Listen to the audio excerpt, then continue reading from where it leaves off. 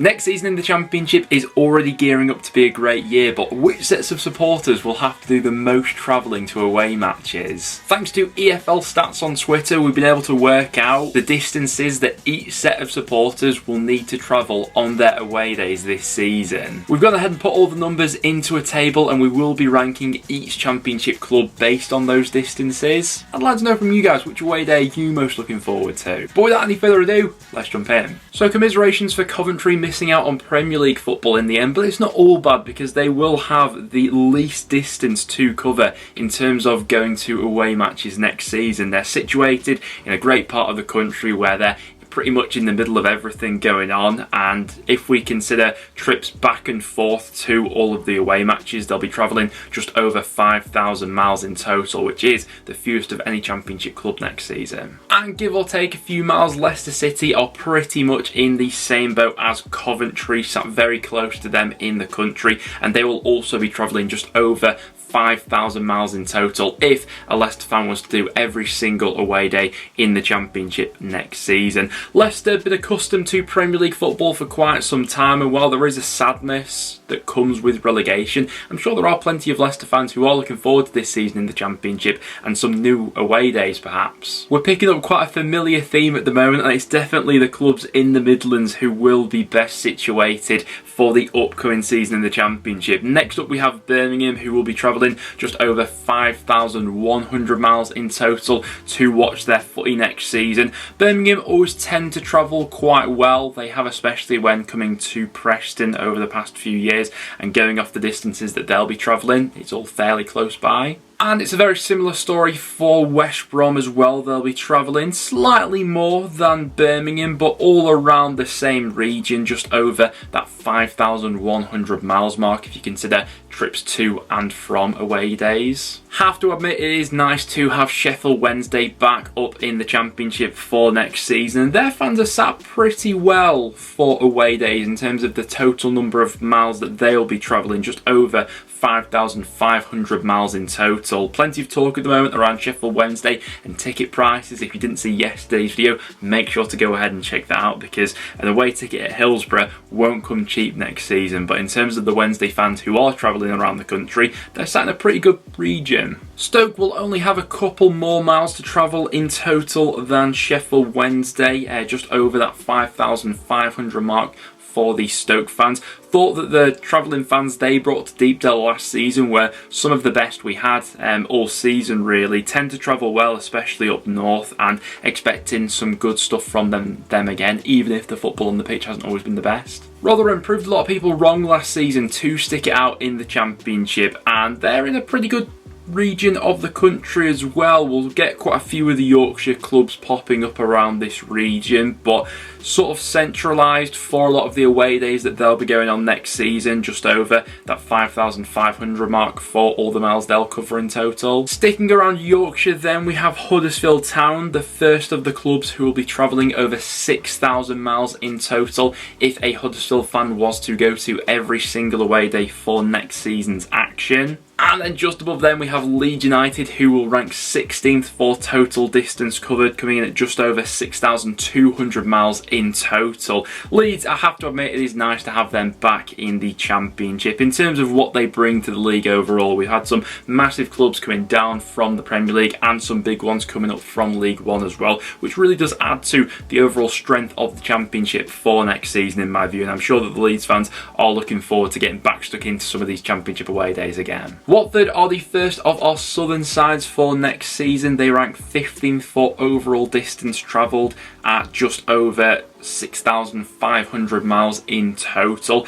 Prior to this, we've had a lot of sides in Yorkshire and the Midlands, but Watford will have to do the least of the travelling of those southernish sides, I suppose. Starting to get into mid-table now, though, and a few of the bigger numbers. In 14th, we have Blackburn, who will be travelling more than 6,800 miles in total next season. Blackburn will have shot up quite considerably on this list compared to last season, when we had the likes of Burnley, Wigan and Blackpool also in Lancashire as well, but with those sides no longer there, Blackburn have been bumped up. And it's a similar occurrence for my side, Preston North End as well. In total, we'll be travelling over 6,900 miles next season for our away days. Have to admit, I did love the Championship last season just because of the close proximity of so many away days to me personally. We had a bit of a Lancashire Super League, if you will, but with 3 of those sides leaving the Championship this season, we will be doing a lot more travelling. Next up, we have QPR popping up in 12th, the next of our London sides. And to be honest, the Championship in this next upcoming season isn't really all too London-centric. I remember, you know, in previous seasons gone by, we used to have a ton of London-based clubs in the Championship. But this season, those clubs are a little bit more few and far between, you know, with the likes of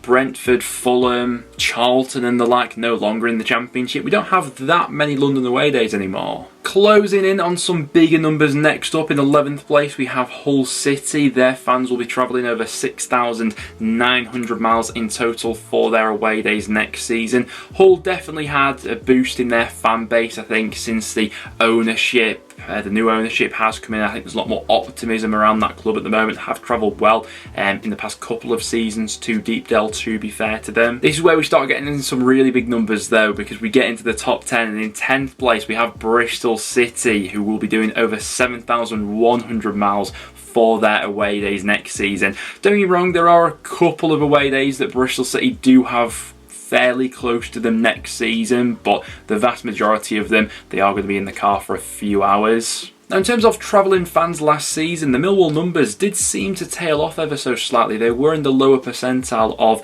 Championship fan bases and how big their away attendances generally were. They do rank 9th in terms of the distance they will have to cover next season. Obviously, being one of those London-based clubs, in total will travel more than 7,100 miles if you were to do every single away day there and back. Coming in 8th place, we then have Southampton, who, do you know what, are actually a little bit lower down on this list than I would have originally first thought. Before I saw all the numbers, I'd have, you know, gut instinct at least would have had Southampton top 6, and no doubt their fans will have to do a lot of travelling next season, but not as bad as some others who are yet to come. In total, they will be doing over 8,000 miles total distance.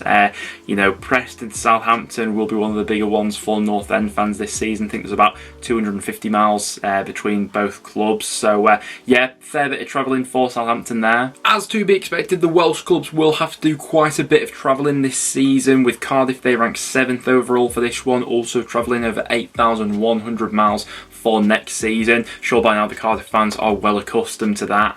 Yeah, 7th overall for this ranking. Into the top 6 we go. These are the top 6 fan bases who will be on the road the most this season. In 6th place we have Norwich City, who have been boosted by Ipswich being promoted to the Championship, to be fair, so they'll have at least one local away day to look forward to next season, but still a bunch of travelling for those sets of fans who are living in East Anglia. Over 8,300 miles in total going both ways. And speaking of East Anglia, we then have Ipswich Town coming in 5th place on this ranking. Their fans will be doing slightly more travelling than Norwich, but all fairly close. Obviously, I'm sure Ipswich fans are buzzing to have that derby back next season. I, for one, as a neutral, do look forward to it, to be fair. I think with the trajectory of both clubs at this point in time as well, we'll probably get two of the closest contested East Anglian derbies that we've had for quite some time. But yeah, Ipswich in 5th, a lot of travelling for their fans. Yeah, I did expect Middlesbrough to rank fairly high up on this list. 4th overall, over 8,500 miles their fans will be travelling there and back from away days.